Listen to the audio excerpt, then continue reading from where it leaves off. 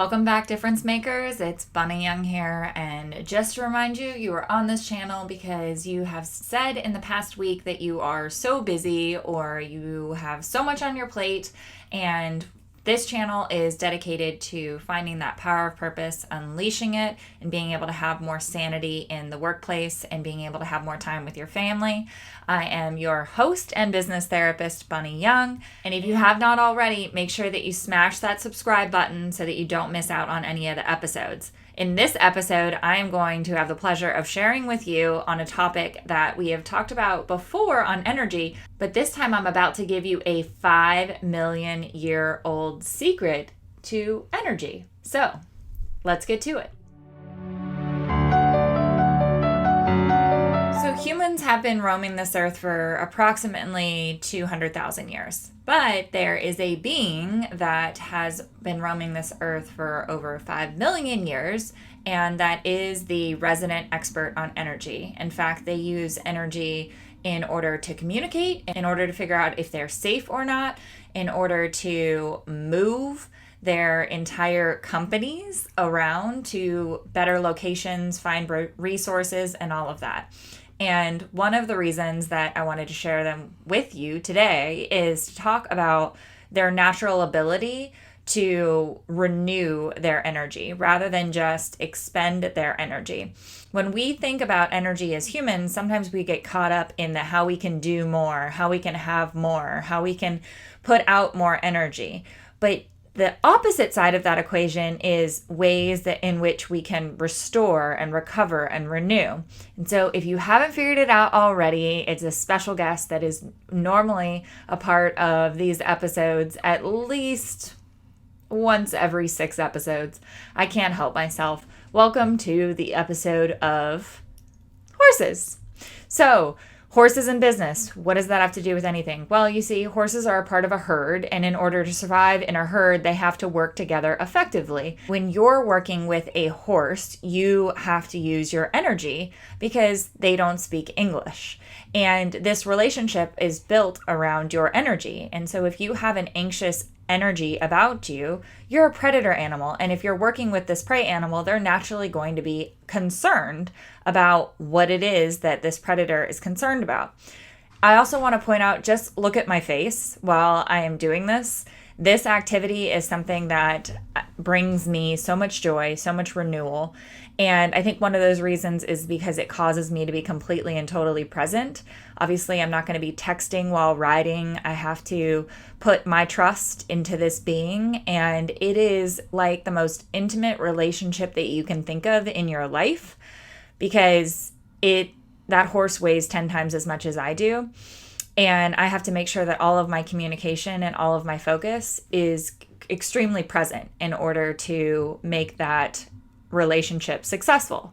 Now, just take a step back and think about that in business and how often we do that. And so when you combine that with me being on a horse and me being at the super secret location that I had in my energy video from a couple weeks ago, this one, just in case you missed it, I'll put the link here, then you get something that looks like this. You can see energetically, just look at the fact that the horse is pretty straight from the tip of their forelock, which is this awesome little bangs up here, all the way to the poll, which is the tip of their tail. So from front to back, the horse is straight.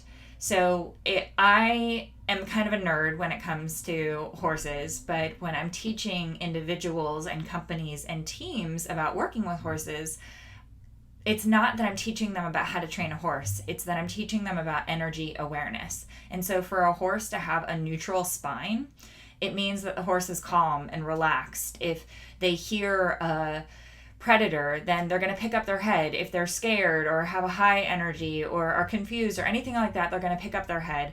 If they're going to fall asleep and relax, they're going to drop their head below neutral. And so having a neutral spine on a horse is a very great baseline to be in your relationship. And so what does a neutral look like energetically, a baseline look like energetically for you on a day-to-day basis?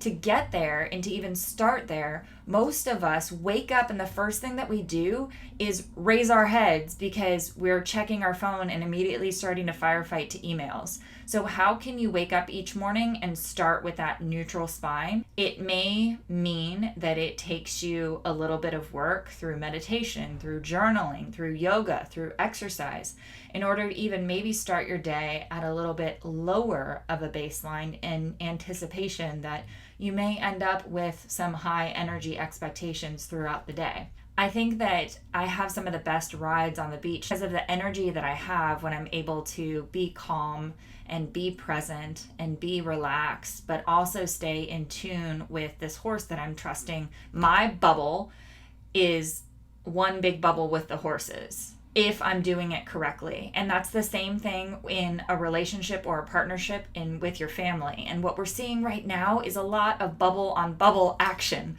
Not to be too intimate because we're going to keep this rated G.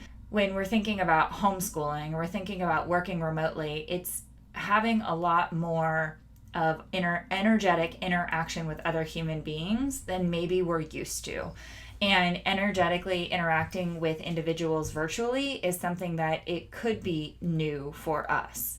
And I think one of the funnest things about being able to know the importance of horses in my life is the fact that I even brought them into my wedding, and to start our relationship off not just with the trust between us, but the trust of our horses as well. It was a representation of being able to have that partnership. And my hope is that my partnership with my husband can be as successful, as honest, as open, as trusting as when I am riding a horse that understands my needs and that I have respect for, and that we are able to have that communication back and forth. Because sometimes it's the nonverbal communication and the nonverbal energy that our bodies are giving off and that we are not listening to ourselves. And so how can we expect those around us to really be able to listen?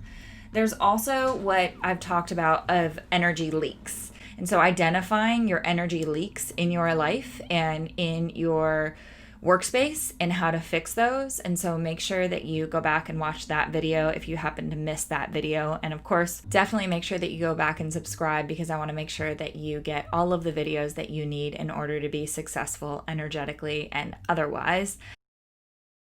Thinking about how we are interacting with others around us. It's one of the main reasons that I bring teams out to a ranch, and we do this all over the world. And I've had the opportunity to bring probably over 100 teams at this point out to ranches and be able to share with them what it means to be truly successful as a herd. And this is a horse that has now integrated and is trusting this group of predators, if you think about it, and walking with them and being a part of them. And so when you think about it, when you're hiring somebody or when you're acquiring a new client, what's the trust and the energy and the communication in order for that to be successful? We've all had that energetic interaction with a salesman who is too pushy with their energy, and how it makes us feel is to pull back. And so if I brought a team out of sales individuals that were just going to, and this has happened, push the horse, the energy will actually physically move the horse across the pasture, and the horse will not join up with that group of individuals. But if you can have a welcoming, peaceful, calm energy, in other words, indicating to the horse that you're a safe place to be and that you know how to energetically care for yourself and not just push, push, push, push, push.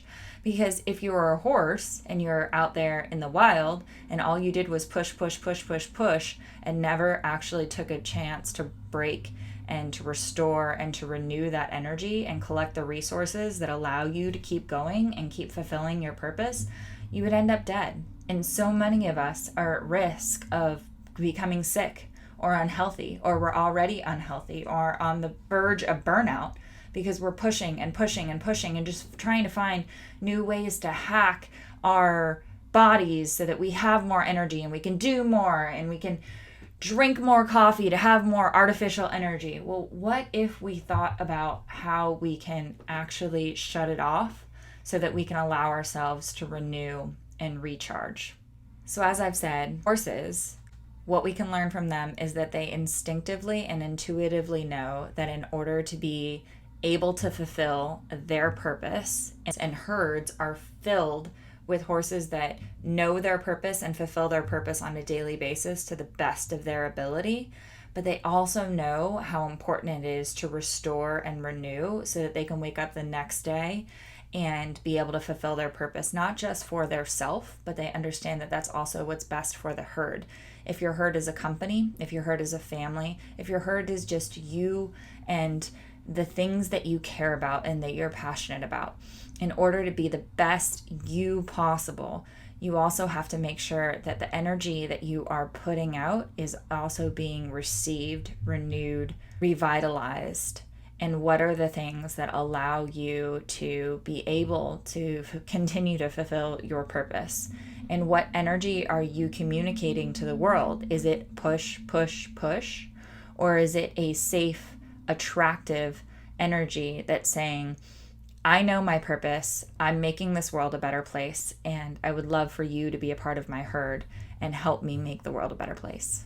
Don't forget that my free gift to you in order to impact your energy and share it with your teams is this book, How to Stay Sane During Insane Times, which includes exercises that will help you take all of the information that I gave you in this video about your energy and put it to work in a way that won't make you feel like it's one more thing on your plate, but actually be able to organize everything on your to-do list in a way that you feel like it's possible to accomplish and that you can fulfill your purpose. So stay safe, stay sane, and continue to make a difference.